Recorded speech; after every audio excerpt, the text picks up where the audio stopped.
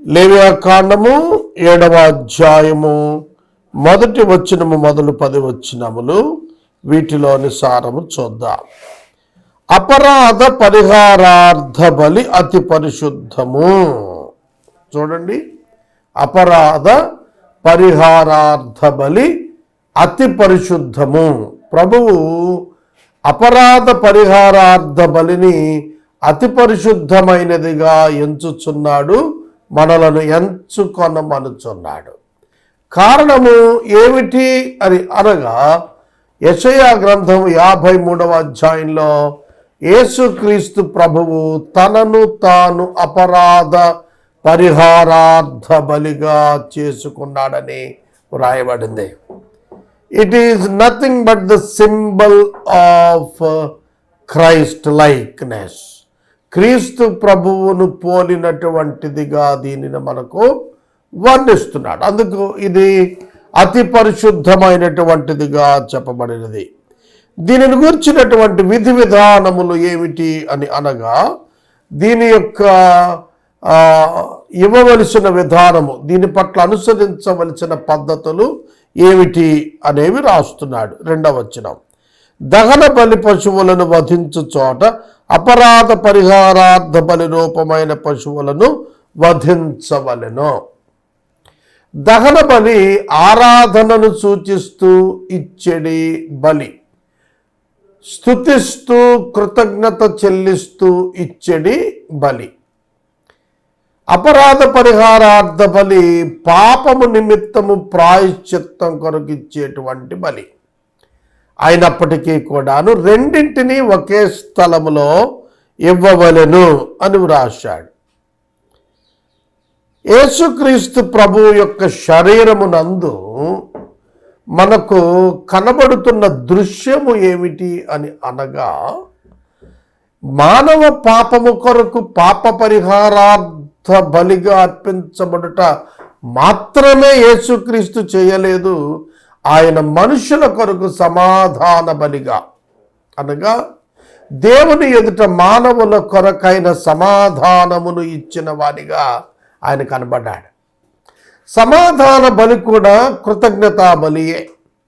సమాధాన బలి చేత మానవ పాపమును పరిహరించుట కుదరదు. సమాధానం పొందినందున ఇచ్చడి బలి సమాధాన బలి, అది కృతజ్ఞతతో ఇచ్చడిది. కనుక యేసుక్రీస్తు ప్రభువునందు మనుష్యులు దేవుని కృతజ్ఞతతో చేరేది కూడా ఉన్నది. కేవలము క్రీస్తునందు పాపక్షమాపణే కాదు, తిరిగి దేవునితో అంటుకట్టబడుట, దేవునితో తిరిగి ఫెలోషిప్లో కంటిన్యూ అవుట, ఇది కూడా యేసుక్రీస్తునందు మనకు దొరికిన భాగ్యము. కనుక అపరాధ పరిహారార్థ బలి పశువు యొక్క బలి అర్పణాస్థలము దహన బలి పశువు యొక్క అర్పణాస్థలమే అనేది ప్రభు చెప్పాడు. తరువాత ఆ బలిపీఠము చుట్టూత అపరాధ పరిహారార్థ బలి యొక్క పశువు రక్తాన్ని ప్రోక్షించాలి. దాని నుండి క్రొవ్వును వేరు చేసి, దాని క్రొవ్విన త్రోకను, దాని ఆంత్రంలోని కొవ్వును, 2 మూత్ర గ్రంథుల డొక్కల మీదను కొవ్వును, మూత్ర గ్రంథుల మీద కొవ్వును, కాలేము మీద వపను తీసి దానిని అంతా కూడా అర్పించాలి. యాజకుడు యెహోవాకు హోమముగా బలిపీఠం మీద వాటిని దహించాలి. ఇవన్నీ ఆజ్ఞలు. These all are commandments when they are giving trespass offering. అపరాధ పరిహారార్థ బలి ఇస్తున్నప్పుడు ఇవన్నీ ఆజ్ఞలుగా వాళ్ళు పాటించాలి.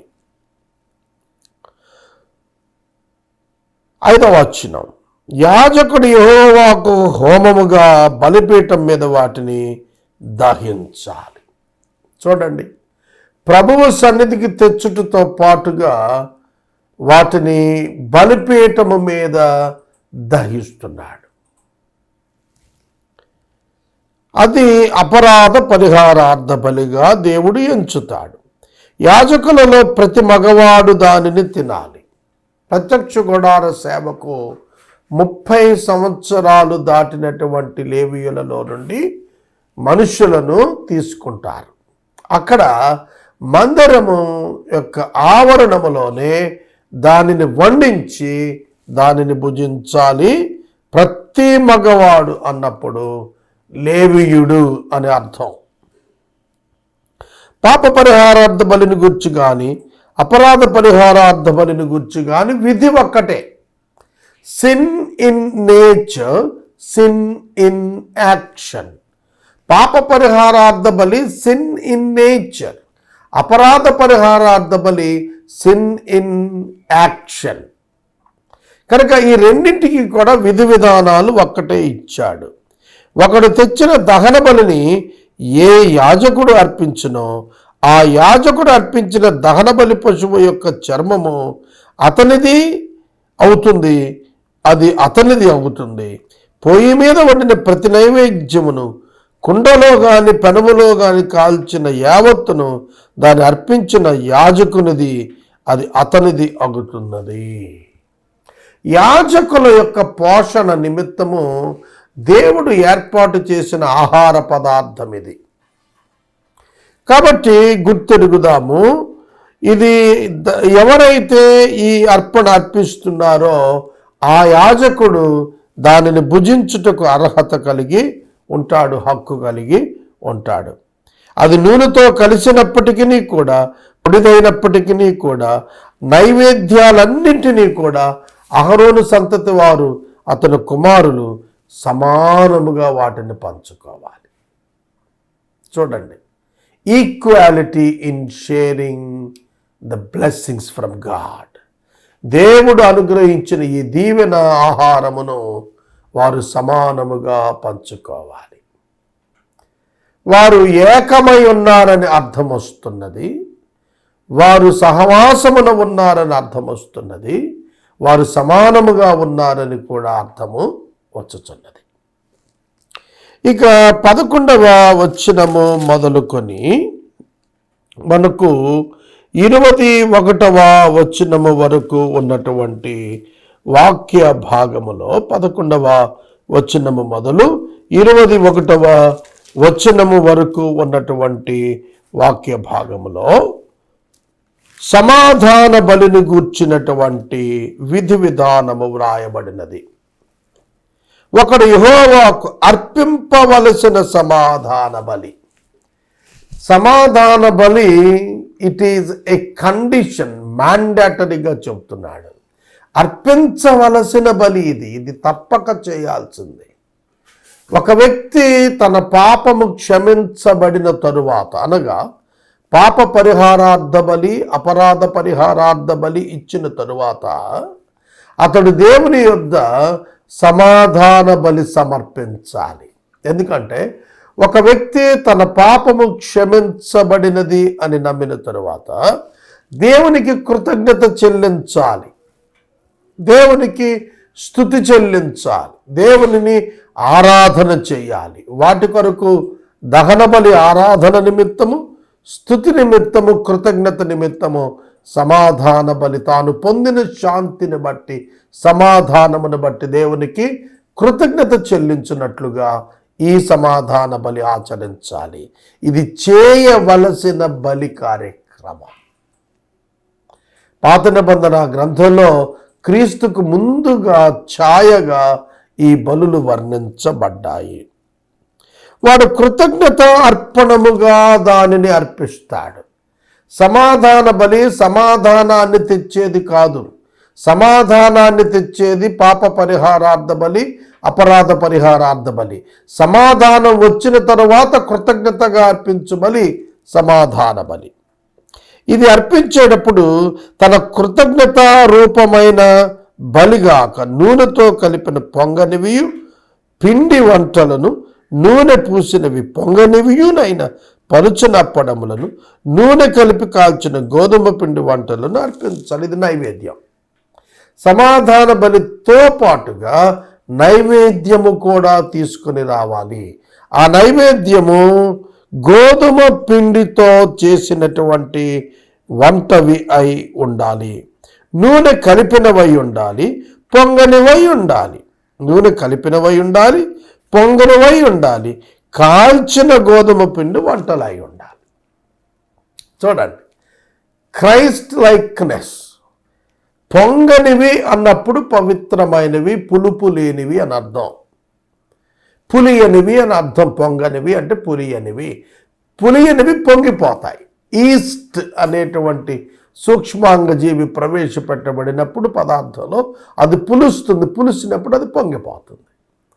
అందుకనే పొంగనిటి రొట్టెలు క్రీస్తు యొక్క పరిశుద్ధ శరీరాన్ని, పాపరహిత శరీరాన్ని జ్ఞాపకం చేస్తాయి. అలాగే క్రీస్తు ప్రభువు పరిశుద్ధాత్మని చేత అభిషేకించబడినటువంటి వాడు. అందుకనే ఈ రొట్టెలకు నూనెను కలుపుచున్నారు, పూస్తున్నారు. anointed by the Holy Spirit. Jesus anointed by the Holy Spirit. Jesus is holy by birth. ఆయన పరిశుద్ధుడు అనబడతాడని మరియతో లూకాసు వార్తలో గబ్రియేలు దూత 1వ అధ్యాయంలోనే చెప్పాడు. ఆయన పరిశుద్ధాత్మ వలన నర అవతారముగా కన్య మరియ గర్భాన్ని వినియోగించుకొని జన్మించినటువంటి వాడు. ఆ అర్థం వచ్చేటట్లుగా ఇక్కడ మనకిది చెప్పబడుతుంది. 14వ వచనము, మరియు ఆ అర్పణములలో ప్రతిదాని నుండి ఒకదాని యెహోవాకు ప్రతిష్టార్పణంగా అర్పించాలి. అది సమాధాన బలి పశు రక్తమును ప్రోక్షించిన యాజకునిది, అది అతనిది అగుతున్నది. యాజకుని పోషణ కొరకు ప్రత్యేక భాగంగా సమాధాన బలిలో అర్పిస్తున్న నైవేద్యము తీసుకొని సేవకునికి, యాజకునికి ఇవ్వాలి. దానిలోనిది ఏది మరునాటికి ఉంచుకొనకూడదు. ఇవాళ మనం నేర్చుకోవాల్సింది, ఆ రోజున ఎంత ఆరోగ్య సూత్రాలు దేవుడు వారి చేత పాటింపజేశాడు. ఆ రోజు వధించిన మాంసమును ఆ దినమనే భుజించాలి. ఒకవేళ ఎవరైనా అలా కాక 3 దినాల తర్వాత భుజిస్తే అట్టివాని యొక్క అర్పణ అంగీకరించబడదు. అట్టివాడు జనులలో నుండి కొట్టివేయబడతాడు. కనుక ఈ అధ్యాయంలో మనకు ఆనాడే, అర్పించునాడే, ద సేమ్ డే. ఎందుకంటే జంతువు వధించబడిన తరువాత తదుపరి దినానికి ఇవ్వాలంటే రిఫ్రిజరేటర్స్ వచ్చాయి, అప్పుడు లేవు కదా. మాంసము పాడైపోతుంది. పాడైన మాంసం పారబయటికి ఇష్టం లేక వండుకు భుజించుకు తినేస్తే దానివల్ల అనారోగ్యం పాలైపోతాడు. సమాజంలో కలుషితమైనటువంటి అనారోగ్య పరిస్థితులు తెస్తాడు. ఆ కారణం చేత ఆ రోజే తినాలని ఆజ్ఞ ఇస్తున్నాడు. ఒకసారి ఆలోచించండి, 6 లక్షల కాల్బలం, 20 లక్షల మంది ఇశ్రాయేలు జనాంగం ఒకే స్థలంలో వారు నివసించిన వారు అనారోగ్యానికి గురి కాకుండా అరణ్యయాత్ర ముగించారు. అంటే ఎంత శాంక్టిఫైడ్ కండిషన్స్ని వాళ్ళు మెయింటైన్ చేశారో మనకు చక్కగా అర్థమవుతోంది. 3వ నాడు ఆ బలిమాంసములో మిగిలిన దానిని అగ్నితో కాల్చేయాలి. చూడండి, సేమ్ డే తినాలి. మరునాడు మిగిలినది మరునాడు తినవచ్చును, కానీ 3వ నాడు, 3rd డే అది కంప్లీట్గా పాడైపోతుంది. అందుకు దాన్ని తినకూడదు అని అన్నాడు. దాన్ని కాల్చేయమన్నాడు మిగిలిన దాన్ని. It is nothing but a health tip. 18వ వచనం, ఒకడు తన సమాధాన బలిమాంసంలో కొంచెమైనా 3వ నాడు తిని ఎడల అది అంగీకరించబడదు. సమాధాన బలి పశువు యొక్క మాంసంలో 3వ దినాన ఒకడు దాన్ని తింటే దాన్ని అంగీకరించబడదు. అది అర్పించిన వానికి సమాధాన బలిగా దానిని దేవుడు ఎంచడు. God will reject that peace offering. అది హేయముగా దేవుడు ఎంచుతాడు. దాన్ని తిన్నవాడు దోష శిక్ష భరిస్తాడు. అపవిత్రమైన దేనినైనా తగిలినటువంటి మాంసాన్ని తినకూడదు. అగ్నితో దాన్ని కాల్చి వేసేయాలి. మాంసము విషయమైతే పవిత్రులందరూ కూడా మాంసాన్ని తినచ్చు. పరిశుద్ధమైన మాంసాన్ని పరిశుద్ధులందరూ కూడా భుజించవచ్చును గాని అపవిత్రత కలిగిన వాడు ఒక్కడు ఉంటే యెహోవాకు అర్పించే సమాధాన బలిపాంశంలో కొంచెం వాడు తింటే వాడు ప్రజల్లో నుంచి కొట్టివేయబడతాడు. ఎవడు మనుషుల అపవిత్రతనే కానీ అపవిత్రమైన జంతువునే కానీ ఏ అపవిత్రమైన వస్తువునే కానీ తాకి, చూడండి, తాకి, తిని కాదు, తాకి దాన్ని ముట్టుకుంటే చాలు, అది యెహోవాకు అర్పించే సమాధాన బలిమాంసమును తింటాడో వాడు ప్రజలలో నుండి కొట్టివేయబడతాడు. అంటే హీ విల్ బి కిల్డ్. చూడండి ఎంత భయంకరమైనది. ఇవాళ మనం కరోనా అనేటువంటి వ్యాధిని గురించి మనం ఎంతో భయపడుతూ ఉన్నాము. సెకండ్ స్టేజ్ కరోనా ఎంటర్ అయిందని చెప్పి వారిని ముట్టుకుంటే ప్రమాదం అని వైద్యులు కూడా ముట్టుకోకుండా ఉన్నారు. అంత ప్రమాదం ఇది. కనుక అట్టి వారికి దూరముగా ఉంటారు. పాత నిబంధన కాలంలో అట్టి వారికి అపవిత్రమైనటువంటి వాటిని ముట్టి అర్పించి వచ్చి భుజించిన వారిని ప్రజల్లో నుండి కొట్టేస్తున్నారు. అంటే వాళ్ళను క్వారంటైన్ చేస్తారు. కొట్టివేయటం అంటే వారిని దూరముగా ఉంచటం, వాళ్ళను సమాజంలో ఉంచకుండా దూరముగా ఉంచటం ఒక భాగం, మరొక భాగము చంపివేయటం. కనుక దేవుని యొక్క వాక్యములో ప్రజలలో నుండి వాడు కొట్టివేయబడతాడు అన్నప్పుడు అటివాడు భయం కలిగి జీవించటం కొరకు ఈ మాటను వ్రాస్తున్నాడు. తాను చంపబడకుండా నిమిత్తము చాలా జాగ్రత్తగా ఉండాలి అనేది ఆనాటి ప్రజలకు సందేశం. ఇక 22వ వచనము మొదలుకొని 27వ వచనము వరకు ఉన్న వాక్య భాగములో రక్తమును గూర్చి కొవ్వును గూర్చి ఉన్నటువంటి వివరణ ఉన్నది. మరియు యెహోవా మోషేకు ఇలాగు సెలవిచ్చెను. మరియు అనే పదంతో కనెక్ట్ అవుతాడు రచయిత. ఇక్కడ ఇది సెపరేట్గా వేరొక పర్యాయం చెప్పినది అని అర్థం చేసుకోవాలి. నీవు ఇశ్రాయేలీయులతో ఇలా అనుము, ఎద్దునే గాని గొర్రెనే గాని మేకనే గాని దేని కొవ్వైనా మీరు తినకూడదు. చచ్చిన దాని కొవ్వును చీల్చిన దాని కొవ్వును ఏదైనా పనికి వినియోగపరచవచ్చు కానీ దానిని మనుష్యుడు భుజించకూడదు. ఇవాళ యానిమల్ ఫ్యాట్ నుంచి సోప్స్ తయారవుతున్నాయి. యానిమల్ ఫ్యాట్ నుంచి డిఫరెంట్ కైండ్స్ ఆఫ్ కాస్మెటిక్స్ తయారవుతాయి. మరి ఆ దినాల్లో దేనికి ఆ ఫ్యాట్ వాడేవారో మోషే రాస్తున్నాడు, వేరొక పనికి వాడచ్చు కానీ భోజన పదార్థంగా కొవ్వు వాడవద్దు అన్నాడు. యానిమల్ ఫ్యాట్ హ్యూమన్ బ్లడ్ వెజల్స్లో ఫ్యాట్గా కన్వర్ట్ అయ్యి కొలెస్ట్రాల్గా, బ్యాడ్ కొలెస్ట్రాల్గా కన్వర్ట్ అయ్యి అది గుండె యొక్క రక్తనాళాలలో అది అడ్డముగా ఉండి గుండె జబ్బులు వచ్చి గుండె హార్ట్ అటాక్తో మనుషులు చనిపోతారు. అందుకనే దేవుడు ఆ ఫ్యాట్ని తొలగించమన్నాడు. మీరు గమనించండి, ప్రతి పర్యాయము బలి ఇస్తున్నప్పుడు ఆ కొవ్వును తొలగించండి, తినవద్దు, తొలగించండి అని చెప్పాడు. But it is very tasty one. మనుషులు కొవ్వుకు బాగా ఆశపడతారు, ఎందుకంటే అది చాలా రుచిగా ఉంటుందని. అయితే అది దేవునికి చెందినదిగా అర్పించాలి. The richness of the animal belongs to God, like the richness of man belongs to God. మనుషుని యొక్క ఘనత దేవునికి ఎట్లా చెందినదో యానిమల్ యొక్క రిచ్నెస్ అయిన ఫ్యాట్ కూడా దేవునికే అర్పించబడటకు అది దహన బలిపీఠం మీద కాల్చబడాలి తప్ప మనిషి భుజించకూడదు. అది ఇక్కడ రాస్తున్నాడు. 25 వచనం, ఏలయనగా మనుషులు యెహోవాకు హోమముగా అర్పించు జంతువులలోని దేని కొవ్వునని తినినవాడు ప్రజలలో నుండి కొట్టివేయబడును. ప్రజలలో నుండి కొట్టివేయబడును అనేది చంపబడును అని అర్థము మనం తీసుకునవలను. మరియు పక్షిది కానీ జంతువుది కానీ ఏ రక్తమును మీ నివాసాల్లో తినకూడదు. ఎవడు రక్తం తింటాడో వాడు ప్రజల్లో నుండి కొట్టివేయబడను. ఇప్పటికీ చాలామంది రక్తాన్ని ఉడకబెట్టుకొని వండుకొని తినేవారు ఉన్నారు. రక్తము మానవునికి ప్రాణముగా ఇవ్వబడినది, దానిని భుజించకూడదని దేవుని యొక్క ఆజ్ఞ. ఇక 28వ అధ్యాయం నుండి అధ్యాయము ముగింపు 28వ వచనం నుండి 38వ వచనము వరకు యాజకులు భుజించుట కొరకు ఇవ్వబడిన అర్పణల యొక్క వివరాలు వ్రాస్తూ వచ్చాడు.